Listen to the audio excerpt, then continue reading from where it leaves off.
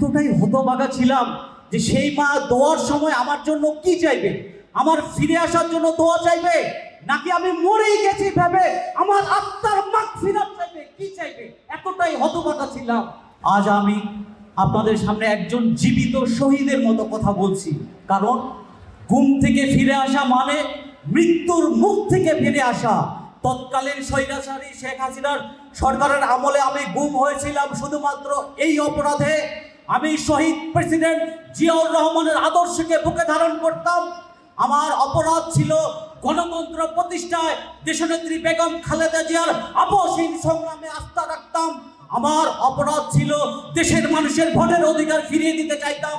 আমার অপরাধ ছিল দেশনায়ক তারেক রহমানের বলিষ্ঠ নেতৃত্বে বিশ্বাস রাখতাম। আমার অপরাধ ছিল বাংলাদেশ জাতীয়তাবাদী দল জিন্দাবাদ বলতাম। এসব কারণেই আমাকে 2015 সালে 10ই ফেব্রুয়ারি উত্তরা 5 নম্বর সেক্টর থেকে তুলে নিয়ে গুম করে রেখেছিল। সম্মানিত উপস্থিতি, আপনাদেরকে যদি চোখ বেঁধে হাত বেঁধে বসা অবস্থায় রাখা হয়, এক্সট্রিম মশার কয়েল প্ল্যান্ট ফাইবার দিয়ে তৈরি, ডেঙ্গু চিকুনগুনিয়া বাহি সহ যে কোনো মশার বিরুদ্ধে দেয় এক্সট্রিম সুরক্ষা। কতক্ষণ থাকতে পারবেন? একদিন, এক সপ্তাহ, কতদিন?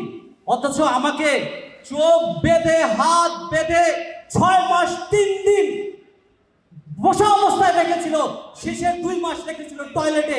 সেখানে আমরা ছিলাম, আমার চোখ বাঁধা অবস্থায় ছিল, সেখানে ছিল মশার কামড়, আমরা ছিলাম মশাদের খাদ্য। কারণ হাত বাঁধা অবস্থায় মশাগুলো তাড়াতে পারতাম না। মশাগুলো রক্ত খেয়ে টয়টুম হয়ে অটোমেটিক পড়ে যেত। দিনে একবার বাথরুমে নিয়ে যেত, দ্বিতীয়বার যেতে চাইলে ধরে প্রচন্ড মারত।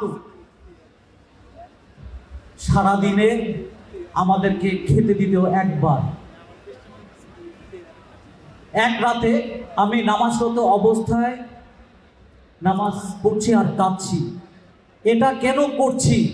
এটা দেখে এমন নির্মমভাবে পিটিয়েছিল, মনে হচ্ছিল আমি আইয়ামে জাহিলিয়াতের যুগে আছি। তারা আমাদের মানুষ মনে করতো না, জন্তু জানোয়ার ভাবতো। শরীরের বিভিন্ন অঙ্গে যেভাবে ইলেকট্রিক শকগুলো দিত তা সহ্য করার মতো ছিল না। মুখ দিয়ে ফেনা বের হয়ে যেত, ফেনা। সেই নির্যাতনের চিহ্নগুলো আজও আমার শরীরে রয়েছে। তবে তার থেকেও বড় ক্ষত রয়েছে, সেটা হচ্ছে আমার বাবা হারানোর ক্ষত। যখন রাষ্ট্রবাহিনী আমাকে তুলে নিয়ে যায়, আমার সন্ধান না পেয়ে আমার বাবা অসহনীয় কষ্টে মানসিকভাবে ভেঙে পড়ে। তার সেই শোক তিনি সইতে না পেরে হৃদয় বিদারকভাবে মৃত্যুবরণ করে। আমি শেষবারের মতো আমার বাবাকে দেখতে পারি নাই, তার জানাজায় আমি অংশগ্রহণ করতে পারি নাই, এই 2 হাত দিয়ে তার কবরে আমি মাটি দিতে পারি নাই। আমার মা একদিকে স্বামী হারানোর বেদনা, অন্যদিকে সন্তানকে খুঁজে না পাওয়ার যন্ত্রণায় সে পাগলের মতো হয়ে গিয়েছিল। আমার মা জানতেন না আমি বেঁচে আছি না আমি মরে গেছি, আমার মা জানতেন না। এতটাই হতবাগা ছিলাম যে সেই মা দোয়ার সময় আমার জন্য কি চাইবে, আমার ফিরে আসার জন্য দোয়া চাইবে, নাকি আমি মরেই গেছি ভেবে আমার আত্মার মাগফিরাত চাইবে, কি চাইবে? এতটাই হতবাগা ছিলাম। আমার সন্তানরা আমাকে হারিয়ে তাদের দিনগুলো কাটতো আতঙ্কে। আর আমার অন্তঃসত্ত্বা স্ত্রীর কষ্টের কথাগুলো এখানে বলে শেষ করা যাবে না। শুধু এতটুকু বলতে পারি, গুম হওয়া মানে একজন মানুষকে হারানো নয়। গুম হওয়া মানে একটি পরিবারের সমস্ত স্বপ্ন, ভালোবাসা, ভবিষ্যৎকে অন্ধকারে ডুবিয়ে দেওয়া। গুমের নামটি যতটুকু ছোট, এর ভয়াবহতা 1000 গুণ বেশি।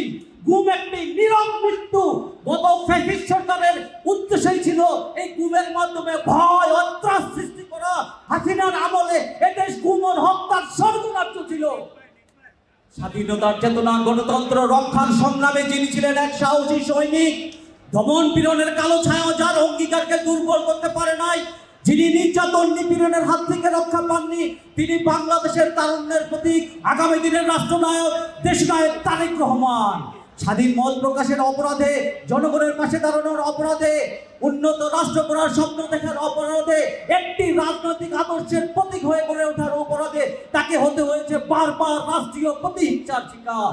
বাংলাদেশে প্রতিহিংসা পরায়ণ রাজনীতির যে ভয়াবহ কালচারের সূচনা হয়েছিল, তা গণতন্ত্রকামী রাজনীতির উজ্জ্বল প্রতীক তারেক রহমানের উপর আঘাত হেনে তাকেই টার্গেট করা হয়েছে।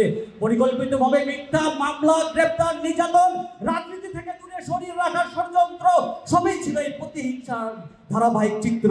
উনাকে আয়না ঘরে আটক রেখে যেভাবে শারীরিক ও মানসিক নির্যাতন করা হয়েছিল তা পৃথিবীর ইতিহাসে একটি বিরল ঘটনা।